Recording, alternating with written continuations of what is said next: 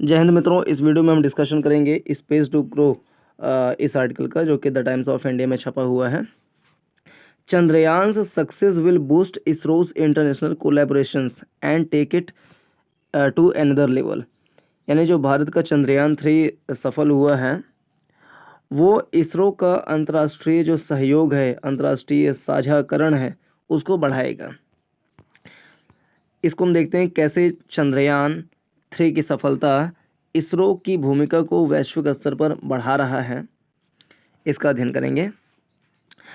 Explaining the significance of Chandrayaan 3, farmer ISRO chief के Kasturirangan said that the technology demonstration means that India will necessarily be part of the club that formulates policies for planetary explorations or even extraction of resources from space।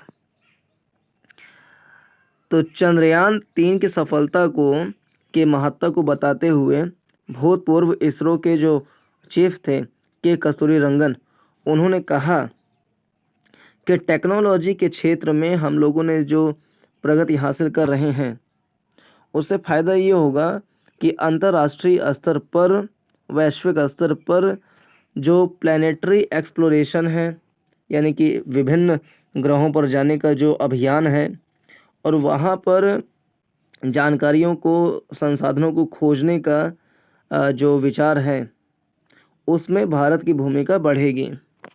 तो इसका फ़ायदा ये हुआ एक कि अंतर्राष्ट्रीय स्तर पर जो नीतियाँ बनाई जाएंगी, जो प्लानिटरी परियोजनाएं, प्रोजेक्ट्स बनाई जाएंगी रिसोर्सेज को खोजने के लिए, अध्ययन करने के लिए ब्रह्मांड का, तो उसमें भारत की जो इसरो है, भारत के वैज्ञानिक की भूमिका बढ़ जाएगी। जुस्टापोज his observation with India's decision in June to become the 27th signatory to the Artemis Accord, a US initiative to implement the key aims of the 1967 Outer Space Treaty।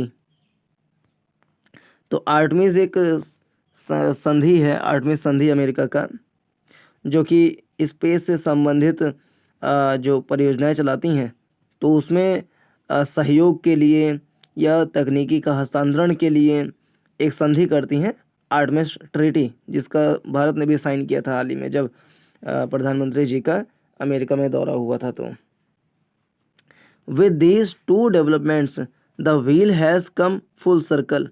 यानी भारत ने जो आर्टमिस एकॉर्ड पर sign किया है और जो Chandrayaan 3 mission सफल हुआ है, इन दोनों की वजह से भारत का जो महत्व है अंतर्राष्ट्रीय स्तर पे बहुत ज़्यादा बढ़ गया है।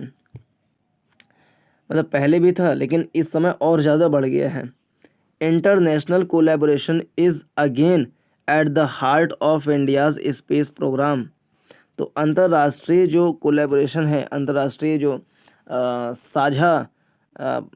साझाकरण है, वो भारत के स्पेस प्रोग्राम का हृदय है। The space program began with support from the US, the USSR and France in particular। Bharat का जो अंतरिक्ष प्रोग्राम था, उसकी शुरुआत भी अमेरिका, यूएसएसआर और फ्रांस के सहयोग से ही हुआ था शुरुआत में। International collaboration was needed to compress development stages. अंतर्राष्ट्रीय साझाकरण की आवश्यकता थी उस समय विकास कार्य करने के लिए, डेवलपमेंट, इसरो या मतलब स्पेस के क्षेत्र में डेवलपमेंट करने के लिए। Two events subsequently hindered the seamlessness of early collaborations. First was India's nuclear फिर से two events subsequently hindered the seamlessness of early collaborations. First was India's nuclear detonations in 1974। तो भारत ने जो न्यूक्लियर परीक्षण किया था 1974 में, वो उसका बड़ा महत्व था। But for ISRO arguably the more damaging episode was western obsession with prevention of missile proliferation. Once SLV-3 India's first satellite launch, तो भारत का जो पहला सैटेलाइट था उसका नाम था SLV-3 vehicle made a successful entry in 1980. Technology transfer became harder. The entry of the missile technology control regime in 1987 and US non-proliferation sanctions between 1992 and 1994 on ISRO and Globcosmos, which supplied cryogenic engines, were perhaps the most challenging phase. Two things happened since then that led to changed outlook today. ISRO's development of in-house capabilities following sanctions has made collaboration with it an attractive proposition for many space agencies. Also, the global geopolitical situation has changed significantly over the last 4 decades, with the emergence of China as not only a strategic rival to the US but also as a leading space-faring nation.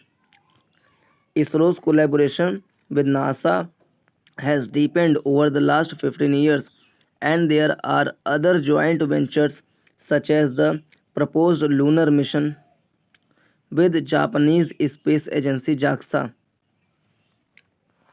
तो पिछले 15 सालों में भारत का NASA के साथ में जो space संबंध रहा है उसमें प्रगाढ़ता दिखी है, और जापान के साथ जापानीज़ जो जाक्सा वहाँ का इसरो है, जैसे भारत में इसरो है वैसे वहाँ का इसरो जो जाक्सा है, Japanese aeronautics exploration agency, Japanese space agency JAXA जो है, उसके साथ में लूनर मिशन को प्रपोज किया गया है भारत के साथ।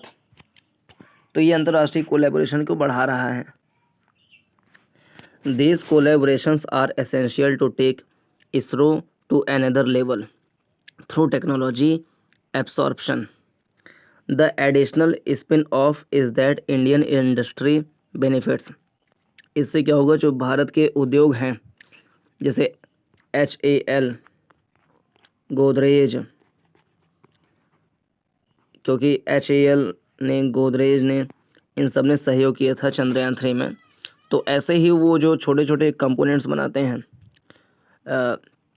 स्पेस टेक्नोलॉजी से संबंधित, उन सारे इंडस्ट्रीज़ को भी लाभ मिलेगा, क्योंकि भारत का जो अंतरिक्ष अभियान है उसकी संख्या बढ़ेगी, कोलैबोरेशन बढ़ेगा तो परियोजनाओं की संख्या बढ़ेगी, जिससे कि जो कंपोनेंट्स हैं उन सब के डिमांड बढ़ेगी। तो भारत का जो इंडस्ट्री है, जो स्पेस टेक्नोलॉजी से संबंधित इंडस्ट्री है, तो उन सबको प्रत्यक्ष या अप्रत्यक्ष रूप से लाभ मिलेगा। To illustrate, since the 1980s, ISRO has transferred technology to Indian firms, notably to firms engaged in special materials, chemicals, broadcasting, and navigation. If international collaboration in the 1960s was essential to get started, hence torch ISRO's intrinsic capabilities will draw partners. India's space program was envisaged as a technological springboard to quicken the transition to industrialization. The success with the soft landing on the moon will allow it to realize its original goal of becoming a vehicle of technology diffusion. तो इससे भारत के जो विभिन्न प्रकार के उद्योग हैं उनको लाभ पहुंचेगा, जैसे कि जो स्पेशल मटेरियल में एंगेज हैं, केमिकल्स में, ब्रॉडकास्टिंग में और नेविगेशन में। तो इस वीडियो में इतना ही। पूरा देखने के लिए धन्यवाद। नमस्कार, जय हिंद।